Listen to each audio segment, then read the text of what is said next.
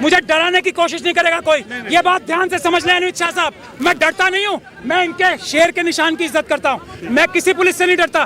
2024 का लोकसभा चुनाव किसी भी कीमत पर, मोदी जी भी सुन ले और इलेक्शन कमीशन भी सुन ले, होने नहीं देंगे ईवीएम से। चुनाव होगा 2024 का तो केवल और केवल बैलेट पेपर से होगा, इसके अलावा चुनाव होगा नहीं। अगर इस ईवीएम से निजात दिलाने के लिए, इस मोदी सत्ता से निजात दिलाने के लिए हम सारे के सारे लोग बलिदान भी हो जाएं, हमारी कुर्बानी भी हो जाए, कोई दिक्कत नहीं। ईवीएम पे पूरी दुनिया को भरोसा नहीं है और मोदी जी के ऊपर पूरे देश के लोगों को भरोसा नहीं है। अब आप बताइए क्या ईवीएम से चुनाव होने क्यों देंगे? देश की जनता ईवीएम से चुनाव होने क्यों देगी? नहीं होने देगी। आप इतना नाउम्मीदी ना रखें। आज तो ये बात साफ हो गई ना कि इलेक्शन कमीशन हमसे मिलना चाहता है, पुलिस हमें रोकना चाहती है। आज तो ये भी बात साफ निकल के आ रही है ना कि मोदी जी ने क्या कर रखा होगा, अमित शाह साहब ने क्या कर रखा होगा इलेक्शन कमीशन के साथ, वो भी एक विषय है जिसको हमें इन्वेस्टिगेट करना है। डर दिखा के इलेक्शन कमीशन को भी डरा रखा हो सकता है। आज ये बात साफ हो रही है कि इसी तरीके से जैसे हमें यहाँ पुलिस से दबाव बनाया जा रहा है, इलेक्शन कमीशन के ऊपर भी तो कहीं दबाव नहीं बना रखा अमित शाह साहब ने, मोदी जी ने। इस बात का भी आज खुलासा हो जाएगा। इलेक्शन कमीशन को भी अगर दबाव में है तो आज़ाद कराना उसको देश की जनता का काम है। आज हम इलेक्शन कमीशन को भी पुलिस के दबाव से, अमित शाह साहब के दबाव से, मोदी जी के दबाव से आज़ाद कराने निकले। अरे इरादे हमारे बुलंद है हमेशा की तरह, जो कहा है वो करके दिखाएंगे। अगर सरकार डर गई है तो रोक ले, हमें मार दे गोली, हमें क्या चिंता वाली बात है। हमारे इरादे तो हमारे और सबूत हमारे पास है, तभी तो कह रहे हैं उन्हें दिखाओ, हम पूरी दुनिया को दिखाएंगे, सरेआम हैक करके दिखाएंगे। कागज की वोट की बदली ऐसे हो रही है कि पहला वोटर आता है, मान लो वो केले को वोट देता है तो वीवीपैट केला का पर्ची छापता है, लाइट चालू करके दिखाता है, लेकिन पर्ची को काटे बिना लाइट बंद कर देता है। और पहले वोटर को पता नहीं है कि पर्ची कटी नहीं, दूसरे वोटर को भी पता नहीं है कि भाई पीछे पहले से एक पर्ची छपी हुई है। अब दूसरा वोटर मानो केले को वोट देता है तो वीवीपैट क्या करता है, सिर्फ लाइट चालू करके दिखा देता है। तो लाइट चालू की तो कांच का आर पार केले की पर्ची दिखी। अब लाइट बंद हो जाएगी, बंद हो गई लाइट, अंधेरा है तो अंधेरे में क्या हो रहा है किसी को दिखेगा नहीं, अंधेरे में उसने एप्पल की पर्ची छाप दी। ये मेरा प्रोग्राम है, भारत के 10 लाख वीवीपैट में डाल दो, पहले से ही डाला हुआ है, तो 10 लाख वीवीपैट आपको ये कमाल करके दिखाएंगे। तो फिर से मैं वोट देता हूं केले को, तो आप देखिए कांच के आर पार आपको क्या दिखा, आपको पहले वोटर को केला दिखा, 6 सेकंड तक लाइट जली, उसको संतुष्टि हो गई, वो आगे निकल गया। अब दूसरा वोटर खड़ा है, अब वो दूसरा वोटर मानो केले को वोट देता है तो वीवीपैट ने कागज का पर्चा छापा, लाइट करके दिखाया, कागज का पर्चा केले का ही है, तो दूसरा वोटर भी कंप्लेन नहीं करेगा। तो इसमें से 2 केले के पर्चे निकलने चाहिए थे, लेकिन आप देखिए कौन सा पर्चा निकलते हैं, केले का सिर्फ 1 निकला, 1 एप्पल का। तो ये जादू कैसे हुआ कि ये पुराना वीवीपैट है जून 2017 के पहले का। इसमें आप देख सकते हैं कांच का रंग सफेद है, आर पार दिखे वैसा सामान्य कांच है, कलरलेस ट्रांसपेरेंट। और ये वीवीपैट जून 2017 के बाद का, उसमें कांच का रंग काला है और आगे से आईना है। ये मैं फोटो ले रहा था तो लाइट चालू थी तो इसने पूरा फोटो रिफ्लेक्ट कर दिया। आप देख सकते हैं इसमें मेरी उंगलियां और मेरे मोबाइल का फोटो आ गया और ये कांच में, और अंदर से पीछे से कांच है, यानी पीछे जब लाइट होगी तभी दिखेगा कि कागज पे क्या छपा है। तो ये काले कांच से क्या फर्क पड़ता है बताता हूं। आइए देखिए, ये वीवीपैट अभी खाली है, तो अभी मैं ये खुला रखूंगा आपको समझाने के लिए। मैं केले को वोट देता हूं, केले को वोट देता हूं मैं, आना पड़ेगा। तो अभी इसने केला छापा, लेकिन अभी दिखेगा नहीं, लाइट बंद है। अब लाइट चालू हुई तभी दिखेगा, क्योंकि ये कांच का रंग काला है और आगे से मिरर है। अब लाइट बंद हुई, लेकिन इसको वोट चोरी करना था, इसलिए प्रोग्राम ने क्या किया, केले का पर्चा छापा था लेकिन काटा नहीं, छापा, लाइट चालू की, वोटर को दिखाया लेकिन काटा नहीं। अब क्या किया, दूसरा वोटर आया, उसको ये पर्चा दिखेगा नहीं क्योंकि कांच का रंग काला है और आगे से आईना है। अब मैं खुला रखता हूं, दूसरे वोटर ने केले को वोट दिया, तो वीवीपैट ने क्या किया, इसने सिर्फ लाइट चालू की, इसने छापा कुछ नहीं, यानी पहले वोटर का पर्चा पहले और दूसरे दोनों को दिखा दिया। अब कांच काला है, दिखेगा नहीं, लाइट बंद हो गई, देखते हैं अंधेरे में क्या करता है। अंधेरे में एप्पल छापा, लेकिन ये एप्पल छापा वो दिखेगा नहीं क्योंकि कांच का रंग काला है, तो एप्पल छाप दिया। तो फिर से मैं बताता हूं कि ये वोट बदली कैसे हो रही है, कागज के वोट की बदली। कागज की वोट की बदली ऐसे हो रही है कि पहला वोटर आता है, मान लो वो केले को वोट देता है, तो वीवीपैट केला का पर्ची छापता है, लाइट चालू करके दिखाता है, लेकिन पर्ची को काटे बिना लाइट बंद कर देता है। और पहले वोटर को पता नहीं है कि पर्ची कटी नहीं, दूसरे वोटर को भी पता नहीं है कि भाई पीछे पहले से एक पर्ची छपी हुई है। अब दूसरा वोटर मानो केले को वोट देता है, तो वीवीपैट क्या करता है, सिर्फ लाइट चालू करके दिखा देता है। तो लाइट चालू की तो कांच के आर पार केले की पर्ची दिखी। अब लाइट बंद हो जाएगी, बंद हो गई लाइट, अंधेरा है तो अंधेरे में क्या हो रहा है किसी को दिखेगा नहीं, अंधेरे में उसने एप्पल की पर्ची छाप दी, लेकिन ये एप्पल की पर्ची छापी वो दिखेगा नहीं क्योंकि कांच का रंग काला है। तो अब इससे जुड़े काफी सारे वाजिब प्रश्न आएंगे कि मॉक पोल कैसे पास हो गया, क्योंकि इसके अंदर क्लॉक होती है, ईवीएम के अंदर क्लॉक होती है। तो प्रोग्राम को बोल दिया था कि भाई वोटिंग 30 अक्टूबर 2021 को है, यानी 30/2021 तक जितना टेस्टिंग होगा, फर्स्ट लाइन चेकिंग होगा, फर्स्ट लेवल चेकिंग होगा, मॉक पोल होगा, उसमें ये ईमानदारी से काम करेगा। प्रोग्राम को ये भी पता है कि 30 अक्टूबर को पहला राउंड 8 बजे मॉक पोल है, तो पहले राउंड में भी ईमानदारी से काम करेगा और सेकंड राउंड में 50-100 वोट के बाद वो वोट बदली शुरू करेगा। अब इसको कैसे पता चलेगा कि कौन से कैंडिडेट को एक्स्ट्रा वोट देना है, एप्पल को, तरबूज को, क्योंकि ईवीएम तो एक हफ्ता मतलब 1 साल पहले मैन्युफैक्चर हुआ, चुनाव के 1 साल 10 साल पहले मैन्युफैक्चर हुआ। तो इसमें ऐसा होता है, एक प्रश्न जिसको वीवीपैट इलेक्शन कमीशन ने कभी जवाब नहीं दिया, लोगों ने पूछा नहीं, ये भी प्रॉब्लम है कि भाई वीवीपैट 1 साल पहले मैन्युफैक्चर हुआ और चुनाव में कौन कैंडिडेट 1 नंबर पे है, 2 नंबर पे, उसका सिंबल क्या है, वो डिसाइड होता है चुनाव के 15 दिन पहले। तो वीवीपैट को कैसे पता चल जाता है कि कैंडिडेट नंबर 1 कौन है, 2 कौन है, 3 कौन है? तो वीवीपैट में एक फाइल अपलोड की जाती है। उस फाइल का नाम क्या है वो भी इलेक्शन कमीशन ने आज तक किसी को बताया नहीं। उस फाइल का नाम जो मैंने अनऑफिशियल सोर्सेस से पता लगा उसको कहते हैं कैंडिडेट फाइल, CF, या कैंडिडेट सिंबल फाइल, CSF। तो वो जो CSF वीवीपैट में अपलोड होती है चुनाव से 15 दिन पहले, वो CSF बनती कहाँ है, वो एक सर्वर में बनती है जिसको CSF सर्वर कहते हैं। वो सर्वर दिल्ली में है या बेंगलोर में है, हैदराबाद में, मुझे पता नहीं है। तो क्योंकि इलेक्शन कमीशन ने कहीं पब्लिश नहीं किया कहाँ है, अब वो CSF का सर्वर है, वो उस फाइल में कमांड डाल देता है, पैरामीटर डाल देता है कि भाई चुनाव की तारीख 30 अक्टूबर 2021 को है। तो 30 अक्टूबर 2021 10 बजे तक ईमानदारी से काम करना, पहले राउंड में भी ईमानदारी से काम करना, सेकंड राउंड में 50 वोट के बाद इसमें कैंडिडेट नंबर 2 को एक्स्ट्रा वोट देना, 2 यानी एप्पल। तो वो कमांड है, पैरामीटर है, वो CSF कैंडिडेट सिंबल फाइल में डाल दिया जाता है। कौन डालता है? CSF का जो सर्वर है, CSF सर्वर है, उसका प्रोग्रामर या उसका एडमिनिस्ट्रेटर। तो इस तरह से चुनाव के 15 दिन पहले वीवीपैट को सूचना दी जा सकती है कि चुनाव की तारीख और समय क्या है और किस कैंडिडेट को कितने % एक्स्ट्रा वोट देना है।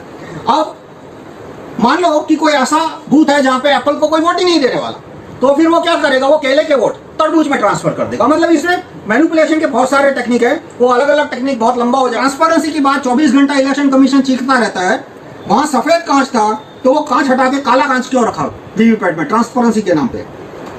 और दूसरा मेरा ओपिनियन है काफी सालों से, मतलब 1989 से कि ईवीएम नॉनसेंस चीज है, होना ही नहीं चाहिए। और वीवीपैट ने भी बता दिया कि ईवीएम कितना बड़ा नॉनसेंस है, कि ईवीएम इतना बड़ा नॉनसेंस है कि कागज का पेपर आने के बावजूद भी उसकी रिलायबिलिटी खत्म नहीं होती।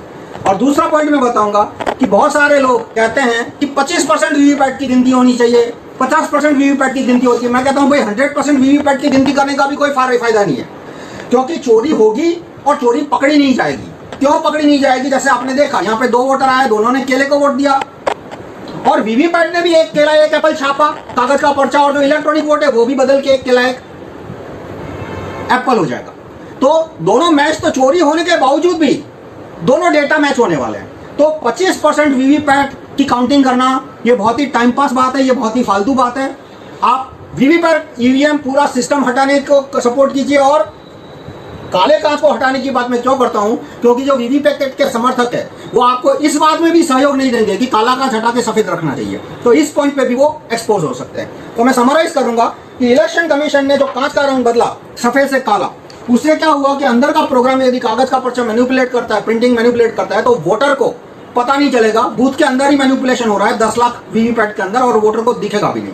तो और ये कैसे होता है कि जब लाइट चालू होती है तभी अंदर का पर्चा दिखता है। तो जब 2 वोटर आते हैं, दोनों ने केले को वोट दिया, तब मैनिपुलेशन होगा। और आखिरी सवाल कि मान लो केले के बाद तरबूज को वोट दिया होता तो वोट मैनिपुलेशन नहीं होता। लेकिन एक बूथ में 800 वोटर होते हैं तो कंटिन्यूटी 20-25% तो ऐसे ही आ जाएगी। और एक फैमिली के लोग यदि एक साथ जाते हैं, 4 लोग जाते हैं और मान लो चारों ने केले को वोट दिया, तो पहले वोटर का छपा हुआ केला वो पहले, दूसरे, तीसरे, चौथे 4 वोटर को बता के 3 एप्पल छाप देगा। तो इस तरह से कंटिन्यूटी जहां होगी वही मेरा प्रोग्राम चोरी कर पाएगा। और आखिरी सवाल कि सफेद कांच रखने से फर्क पड़ेगा नहीं पड़ेगा अब, क्योंकि अब नई टेक्नोलॉजी आ गई है जिसको ट्रांसपेरेंट एलईडी बोलते हैं। आप गूगल कीजिएगा, ट्रांसपेरेंट एलईडी आने के बाद सफेद कांच होने के बावजूद भी मैनिपुलेशन किया जा सकता है। तो मैं आपसे रिक्वेस्ट करूंगा कि आप ईवीएम हटाओ। तो आप किस तरह से तुम उसकी प्रोग्रामिंग करते हो, सेटिंग करते हो, इस पूरी दुनिया को दिखाएंगे हम। देश में 50 जगह हम करके दिखाएंगे। दिक्कत क्या है, डर किस बात का? दोनों हमें जो 150 हम मांग रहे हैं ईवीएम, वीवीपैट और जो आपकी जो कंट्रोलिंग मशीन है, दोनों हमें। सर, इलेक्शन कमीशन कह रहा है, पहले भी लोगों को बुलाया गया था, पहले कह रहे थे आपको छेड़ेंगे नहीं, हाथ नहीं लगाएंगे, पर हैक करके दिखाओ। तो क्या आपकी बार बिना उसी के लिए तो कह रहे हैं कि सील करके दे। देश के 50 जगह पर लाइव सबके सामने, मीडिया के सामने दुनिया को दिखाएंगे कि कैसे हैक होती है, कैसे इसकी प्रोग्रामिंग होती है और कैसे मोदी जी बार बार जीत जाते हैं। दिखाएंगे ना दुनिया को। ये जो इलेक्शन कमिश्नर फॉर्मर हैं वो सब आरएसएस के दबाव में हैं। हम उनको चैलेंज करते हैं कि वो जब हम 50 ईवीएम को हैक करके दिखाएंगे वो साथ रहे मौजूद, वरना अपनी जबान बंद रखें, झूठ बोलना बंद करें। नहीं, मैं इसका एक मिनट इसका जवाब देता, प्लीज मैं इसका जवाब देता, पॉलिटिकल पार्टी थोड़ी, मैं इसका जवाब देता हूं। और मैं इसका जवाब, आतंकवादी संगठन है, आरएसएस आतंकवादी संगठन है और सबसे बड़ी राजनीति, सबसे ज्यादा राजनीति आरएसएस ही करता है। नंबर 1। नंबर दूसरी, आप कह रहे हो इतने सारे लोग मैनेज नहीं हो सकते। पूरा सरकारी अमला मोदी जी के सामने नतमस्तक हो चुका है, अपना ईमान खो चुका है, बिल्कुल साष्टांग दंडवत करता है। इससे ज्यादा और कोई दिक्कत होगी क्या? ईडी के लोग, सीबीआई के लोग, इनकम टैक्स के लोग, ये पुलिस वाले सारे लोग क्या कर रहे हैं? ये सब लोग ये उनके सामने नतमस्तक है। आप कह रहे हो मैनेज नहीं होता। कौन कौन मैनेज नहीं होता? हर कोई मैनेज होता। अगर एक भी व्यक्ति ईमानदार होता, एक भी संस्था ईमानदार होती तो वो निष्पक्ष चुनाव कराती। इलेक्शन कमीशन निष्पक्ष होता तो स्वतंत्र, पारदर्शी और निष्पक्ष चुनाव कराए ना। हम यही तो बात कर रहे हैं। सवाल ये है सर, सवाल लीजिएगा। सवाल ये है कि जो बड़ी पॉलिटिकल पार्टी है वो विरोध क्यों नहीं कर रहे? ना तो कभी नीतीश कुमार को देखा, ना राहुल गांधी को देखा, ना मायावती को देखा। अरे इस देश की जनता से बड़ा कोई होता है क्या? इस देश की जनता सबसे बड़ी है, सबसे पहले है, सबसे ऊपर है। इससे बड़ा कोई विपक्ष नहीं है। और बावजूद उसके आप कह रहे हैं कि बड़ी पॉलिटिकल पार्टियां नहीं कहती। इंडिया गठबंधन में जितनी भी 28 पार्टियां हैं, उन्होंने इलेक्शन कमीशन को लेटर नहीं लिखा कि जो वीवीपैट है, उस वीवीपैट में जो पर्ची है, वो पर्ची आप वोटर को दो और उसको उसमें डालने दो एक बॉक्स में, और उनकी 100% यानी 100% उसकी पर्ची की गिनती कराओ, क्योंकि वोट वही है। तो पॉलिटिकल पार्टियां कैसे नहीं बोल रही हैं? बोल रही हैं पॉलिटिकल पार्टियां। और यही नहीं, सिविल सोसाइटी के लोग बोल रहे हैं। सिविल सोसाइटी के लोग, आपको मालूम है सिविल सोसाइटी ने जो बनाई है, एक कमीशन बनाया, citizen commission on election report EVM और वीवीपैट पे, उन्होंने 11 पेज की रिपोर्ट बनाई है, जिसमें सुप्रीम कोर्ट के रिटायर्ड जज जस्टिस मदीन बी लोकुर उसके अध्यक्ष रहे हैं। और उसमें सुप्रीम कोर्ट के जजेस, हाई कोर्ट के रिटायर्ड जजेस, IAS officer, IPS officer, professors, ये आईआईटी एक्सपर्ट लोग हैं। उनकी पूरी रिपोर्टें निकाल के पढ़ो ना, उसमें नेट पे हासिल है। उन सब ने 6,500 लोगों ने साइन करके इलेक्शन कमीशन को दी है। इलेक्शन कमीशन को लोगों को भी बुलाया, एक आदमी इलेक्शन कमीशन से आया, बाकी कोई नहीं आया। और वो रिपोर्ट जो है उस पे संज्ञान लेने को तैयार नहीं है इलेक्शन कमीशन। सिटीजन कमीशन के जो लोग हैं, जो सिविल सोसाइटी के लोग हैं, उनसे मिलने को तैयार नहीं है। तो जो सिविल सोसाइटी के लोग हैं, जो आम जनता है, जो पॉलिटिकल पार्टियां हैं, सभी इस आवाज को उठा रही हैं, लेकिन इलेक्शन कमीशन बड़ी हठधर्मिता पर अड़ा हुआ है। एक मिनट में ये और आपको बता दूं, आज का जो ये हालात नजर आ रहे हैं, इससे हमें ऐसा लग रहा है कि इलेक्शन कमीशन को भी मोदी जी ने और अमित शाह साहब ने कहीं बंदी तो नहीं बना रखा। वो हो सकता है मिलना चाह रहे हो इंडिया गठबंधन के लोगों से भी, वो हो सकता है सिविल सोसाइटी के जो अभी सिटीजन कमीशन जो बनी है मदन बी लोकुर साहब के सामने जो एक रिपोर्ट आई है, उनसे भी मिलना चाह रहे हो। लेकिन ईडी, सीबीआई, एनकाउंटर और पता नहीं कौन कौन से जज लोया के डर दिखा के इलेक्शन कमीशन को भी डरा रखा हो सकता है। आज ये बात साफ हो रही है कि इसी तरीके से जैसे हमें यहाँ पुलिस से दबाव बनाया जा रहा है, इलेक्शन कमीशन के ऊपर भी तो कहीं दबाव नहीं बना रखा अमित शाह साहब ने, मोदी जी ने। इस बात का भी आज खुलासा हो जाएगा। इलेक्शन कमीशन को भी अगर दबाव में है तो आज़ाद कराना उसको देश की जनता का काम है। आज हम इलेक्शन कमीशन को भी पुलिस के दबाव से, अमित शाह साहब के दबाव से, मोदी जी के दबाव से आज़ाद कराने निकले हैं और अब मुझे लगता है वो मशीनें हमें देंगे। आपको भरोसा किस चीज पे नहीं है? मोदी जी पे नहीं है, ईवीएम पे नहीं है? हमें दोनों पे नहीं है, दोनों पे ही नहीं है। ईवीएम पे देखिए, ईवीएम पे पूरी दुनिया को भरोसा नहीं है और मोदी जी के ऊपर पूरे देश के लोगों को भरोसा नहीं है। अब आप बताइए क्या बात चाहते हैं, आपसे पूछना। सर 3 महीने बचा है चुनाव में, तो क्या लग रहा है 3 महीने के अंदर हट पाएगा? 3 मिनट के अंदर हट जाएगा। जनता चाहेगी तो 3 मिनट के अंदर हट जाएगा। पार्लियामेंट का सेशन कराया था ना, स्पेशल पार्लियामेंट का सेशन हुआ था ना नई पार्लियामेंट के लिए। कितनी देर लगती है? एक सेशन बुलाएं, थोड़ा सा ही तो अमेंडमेंट लाना है लॉ में, वो कर दें। और अमित शाह साहब तो कह रहे हैं, अभी ट्रांसपोर्टर्स को बेवकूफ़ नहीं बनाया उन्होंने, कि हम जो राष्ट्रपति महोदय ने कानून पास कर दिया है उसको नोटिफाई करने से पहले उसमें चेंज ला देंगे। यही कह के तो ट्रांसपोर्टर्स को बेवकूफ़ बनाया। ट्रांसपोर्टर्स को यही कह के, बांग्लादेश की बात तो बाद में करूंगा, ट्रांसपोर्टर्स को बेवकूफ़ यही तो कह के बनाया है कि हमने जो पार्लियामेंट में लॉ पास हुआ है, प्रेसिडेंट साहिबा ने जिस पे मोहर लगा दी है, नोटिफाई करने से पहले हम उनसे बात करके उसको चेंज कर देंगे। तो ऐसा तो बेवकूफ़ बनाने का काम करते हैं। आप बताइए बांग्लादेश का क्या? वहाँ पर विपक्ष आरोप लगा रहा है कि धांधली हो रही है और हम बाइकआउट करें, तो विपक्ष ने बाइकआउट कर दिया चुनाव का। तो अगर ईवीएम से चुनाव होता है तो क्या आप अपील करेंगे कि बाइकआउट किया जाए? हम होने क्यों देंगे? भानु जी ने भी और हमने बताया नहीं है, हम ईवीएम से चुनाव होने क्यों देंगे? देश की जनता ईवीएम से चुनाव होने क्यों देगी? नहीं होने देगी। आप इतना नाउम्मीदी ना रखें। आज तो ये बात साफ हो गई ना कि इलेक्शन कमीशन हमसे मिलना चाहता है, पुलिस हमें रोकना चाहती है। आज तो ये भी बात साफ निकल के आ रही है ना कि मोदी जी ने क्या कर रखा होगा, अमित शाह साहब ने क्या कर रखा होगा इलेक्शन कमीशन के साथ। वो भी एक विषय है जिसको हमें इन्वेस्टिगेट करना है। क्यों डरती है अमित शाह आपसे इतना? मुझसे नहीं डरते। क्या बात कर रहे हो आप? अमित शाह साहब मुझसे डरेंगे? मुझसे डरेंगे? वो मुझे मरवाने के लिए कोशिश कर रहे हैं, मुझे अरेस्ट कराने को डरते नहीं है। वो डरते हैं देश की जनता से, वो डरते हैं देश के बाबा साहब के संविधान से। ईवीएम से चुनाव नहीं होने देंगे। 8 लाख मशीनों का, नई मशीनों का ऑर्डर कराया है इलेक्शन कमीशन ऑफ इंडिया ने। मोदी जी ने जितने पैसे में अपना एक जहाज खरीदा है, अगर वो जहाज ही लीज पे दे देंगे तो ईवीएम की मशीनों की जगह पेपर बैलेट से चुनाव हो जाएंगे। मोदी जी का जहाज ही तो है, सिर्फ वही तो देना है।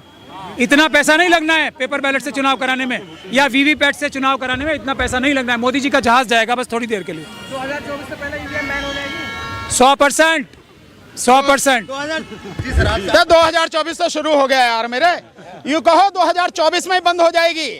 और 2024 का लोकसभा चुनाव किसी भी कीमत पर, मोदी जी भी सुन ले और इलेक्शन कमीशन भी सुन ले, होने नहीं देंगे ईवीएम से। चुनाव होगा 2024 का तो केवल और केवल बैलेट पेपर से होगा, इसके अलावा चुनाव होगा नहीं। इतना मोदी जी से डरते कहाँ हैं सर? कौन डरते हैं मोदी जी से? और अब मोदी जी डरते हैं हमसे। मोदी जी से कौन डरे यार मेरे? मोदी जी कर लें, उनके पास से तो तमंचे सारे, हमें मार दें, गिरफ्तार कर लें, हम काहे को डरते हैं मोदी जी से? सर 2000 लोग नहीं है आपके साथ में, कैसे हटेगी ईवीएम? हमारे साथ में देश की तमाम जनता है। आप क्या बात कर, ये हमारे स्वागत के लिए आई है भाई। स्वागत भाई ऐसा है, जब वीआईपी लोग निकलते हैं और इस देश की जनता से बड़ा वीआईपी कोई नहीं होता, तो पुलिस चाहिए ना खूब मात्रा में उसकी सलामी देने के लिए, उसका सम्मान करने के लिए, उसी लिए पुलिस आई। हो सकता कुछ भी हो सकता है, कुछ भी हो सकता है। पिछले 5 से 7 साल से लगातार आप प्रोटेस्ट कर रहे हैं ईवीएम को लेकर, तो इस बार ऐसा क्या बदला? आजादी की, आपको लग रहा है कि इस बार बैन हो ही जाएगा? आजादी की लड़ाई में समय लगता है। जो आजादी का आंदोलन था सैकड़ों साल तक चला, लेकिन उसके बाद देश को आजादी मिली, लाखों लोगों ने कुर्बानी दी। अगर इस ईवीएम से निजात दिलाने के लिए, इस मोदी सत्ता से निजात दिलाने के लिए हम सारे के सारे लोग बलिदान भी हो जाएं, हमारी कुर्बानी भी हो जाए, कोई दिक्कत नहीं। और भी अगर कुछ समय लग जाए कोई दिक्कत नहीं, लेकिन इस देश को बचाना जरूरी है, इस देश के संविधान को बचाना जरूरी है, इस देश के लोकतंत्र को बचाना जरूरी है, और सबसे ज्यादा इस देश की जनता को, हमारी जो पीढ़ी है आने वाली, उसके भविष्य को, अपनी औलाद को बचाना जरूरी। इसलिए लड़ाई चलेगी। राहुल गांधी बात जोड़ रहे हैं। आप एक मिनट, कितना सपोर्ट मिल रहा है इसका उदाहरण बता देता हूं। आप सब मीडिया के साथी हो, आप अपने चैनल्स पे देखो कितने लोग देख रहे हैं और कितने लाइक कर रहे हैं और कितने जो कमेंट आ रहे हैं। एक बात, दूसरी बात, ये जो अभी ड्राइवरों के पक्ष में मैंने बोला है ना, 3 करोड़ से ज्यादा लोग देख चुके हैं, 15 लाख से ज्यादा लोगों ने लाइक किया है और 7.5 लोगों ने 1700 लोग 1,70,000 लोगों ने उसको शेयर किया है। इसके अलावा और भी कोई जरूरत है? मैं एक मिनट, यस, इतना मैं चैलेंज कर रहा हूं, आज की तारीख में अगर इतने लोग मोदी जी को देखते हो, मोदी जी को लाइक करते हो, कमेंट करते हो, तो मैं हमेशा के लिए राजनीति छोड़ दूंगा। 30 लाख सब्सक्राइबर है सर। मेरा सब्सक्राइबर से क्या होता है? ये देखिए, ये यहाँ पे जो है महमूद पराचा और भानु प्रताप, कुछ जो चंद वकील हैं, उनको जो है यहाँ पे डिटेन किया जा रहा है। इन लोगों की ये मांग थी कि जो ईवीएम है उसको बैन किया जाए, ईवीएम के ऊपर प्रतिबंध लगे, चूँकि इन लोगों का मानना है कि निष्पक्ष तरीके से जो है ईवीएम से चुनाव नहीं होता है। तो मैं आपको दिखा रहा हूँ कि अब जो है ऐसा लग रहा है कि डिटेन किया जा रहा है। यहाँ पे भानु प्रताप है। चुनाव आयोग अब मुझे लगता है हमारे साथ है। अमित शाह साहब ने चुनाव आयोग को बंदी बना रखा है और हमें भी बंदी बना रहे हैं। चुनाव आयोग से भी वादा कर रहे हैं, हम आएंगे, हम दोबारा आएंगे और मशीनें लेके जाएंगे। यहाँ से आपकी मुख्य मांग क्या है? क्या आप ईवीएम का बहिष्कार करते हैं, फिर कोई बदलाव या सुधार आप लोग चाहते हैं? हम ईवीएम का बहिष्कार करते हैं। हमारी मांग है पेपर बैलेट से चुनाव होंगे, वरना चुनाव नहीं होंगे।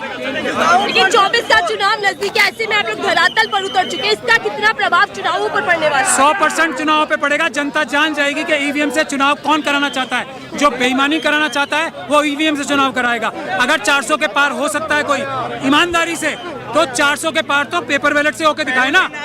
लेकिन सर आएंगे, चुनाव आयोग के पास दोबारा आएंगे, हम आएंगे और लेके जाएंगे। पुलिस हमें अरेस्ट करके ले जा रहे हैं, हम जेल जा रहे हैं।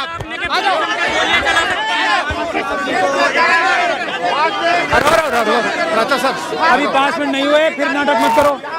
मैंने बता दिया ना, 5 मेरे से नहीं, अभी मेरे 4 हुए। प्रताप जी को आगे ले गए, राजा जी, भानु जी को बस में बैठा दिया गया, क्या कुछ कहेंगे? हमारे को गोली मार दे, हमारा इनकाउंटर। आप फिर मुझे हाथ लगा रहे हो। नहीं, ट्रैफिक जाम हो रहा ना, मैं इसलिए। आप हाथ लगाओगे मैं मुकदमा दर्ज करूंगा। आप मुझे हाथ नहीं लगा सकते, जबान से बोलो, जबान से बोलो। मैं आपको बता रहा हूँ, मैं आपको बता दे रहा हूँ। नहीं, मैं आप हाथ नहीं लगाओगे। क्या ये बदतमीजी नहीं होगी? बिल्कुल बदतमीजी नहीं है। के साथ बदतमीजी नहीं करोगे? नहीं कर रहा हूं फिर मैं। आप कर लो जो करना है।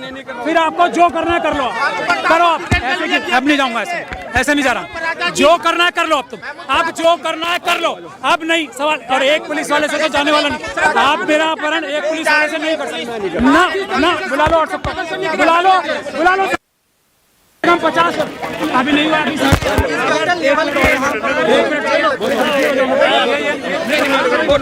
अगर डराने का काम किया तो मेरी हत्या करने के लिए बोला ना, हत्या कर दो।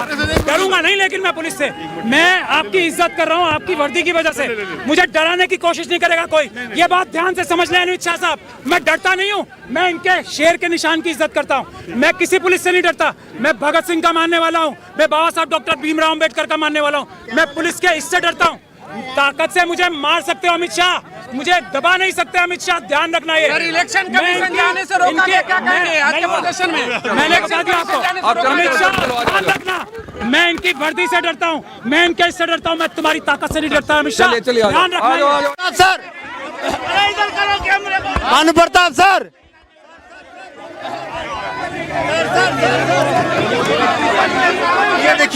ये देखिए जोर जुल्म की टक्कर में हर जोर